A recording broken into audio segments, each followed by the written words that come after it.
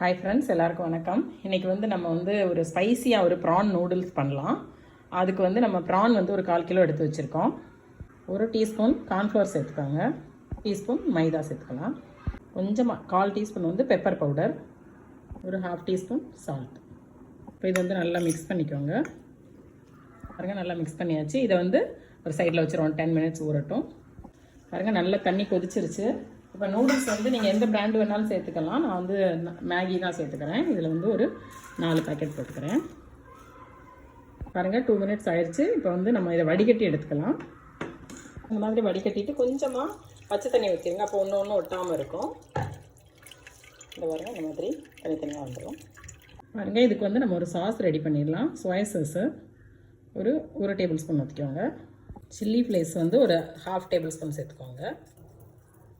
1/2 teaspoon வந்து Kashmiri chilli powder, 1/2 போதும் கலருக்காக. ஒரு 1/2 டீஸ்பூன் சால்ட்டு சேர்த்துக்கோங்க. ஏன்னா சோயா சாஸில் வந்து சால்ட் இருக்கும், ப்ரானில் ஆல்ரெடி போட்டிருக்கோம். இது நூடுல்ஸ்க்கு தேவையானது. வந்து கொஞ்சமாக தண்ணி சேர்த்துட்டு ஒரு 1/2 கிளாஸ் மாதிரி தண்ணி சேர்த்துட்டு நல்லா மிக்ஸ் பண்ணிக்கோங்க. கொஞ்சம் டைலூட் பண்ணிக்கலாம்.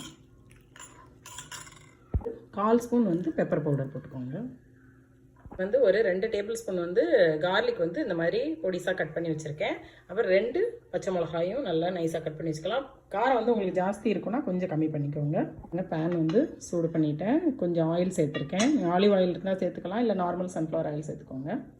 இப்போ எண்ணெய் சூடாகிடுச்சு. நம்ம இதில் டொமேட்டோ பேஸ்ட்டு 1 டேபிள் ஸ்பூன் சேர்த்துக்குவோம். டொமேட்டோ பேஸ்ட்டு சேர்த்துக்கோங்க.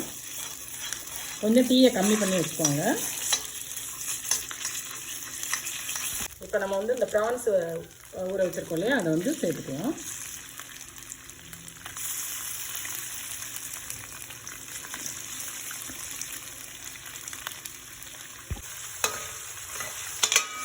இப்போ வந்து நம்ம இந்த சாஸ் வச்சுருக்கோம் இல்லையா, இந்த மிக்சரை இதில் சேர்த்துக்கணும்.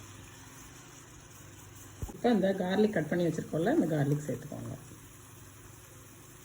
இந்த டைமில் நீங்கள் வந்து இந்த சாஸ் வந்து டேஸ்ட் பார்த்துக்கோங்க. உங்களுக்கு காரம் தேவைன்னா கொஞ்சம் சில்லி ஃப்ளேக்ஸோ இல்லை சில்லி பவுடர் ஏதாவது சேர்த்துக்கலாம்.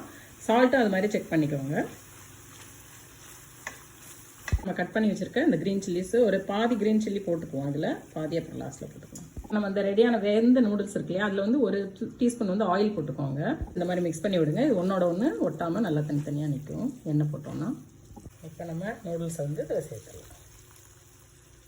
கொஞ்சம் நல்லா ஸ்ப்ரெட் பண்ணி விடுங்க, எல்லா இடத்துலையும் படுற மாதிரி. பாதி போட்டுட்டு கொஞ்சம் கிளறி விட்டுட்டு அப்புறம் 1/2 நம்ம போடுவோம். பாதி போட்டு கிளறியாச்சு. இப்போ ஒரு 1/2 போட்டு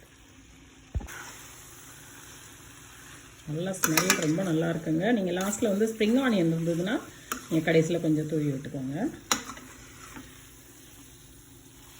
இருக்கிற க்ரீன் சில்லிஸை சேர்த்துக்கோங்க. இது கொஞ்சம் நல்லா ஸ்பைஸியாக இருக்குங்க. குழந்தைங்களுக்கு கொடுக்குறீங்கன்னா கொஞ்சம் ஸ்பைஸ் கம்மி பண்ணி கொடுங்க. நம்ம நூடுல்ஸ் வந்து ரெடி ஆயிடுச்சு. ஆஃப் பண்ணிடலாம்.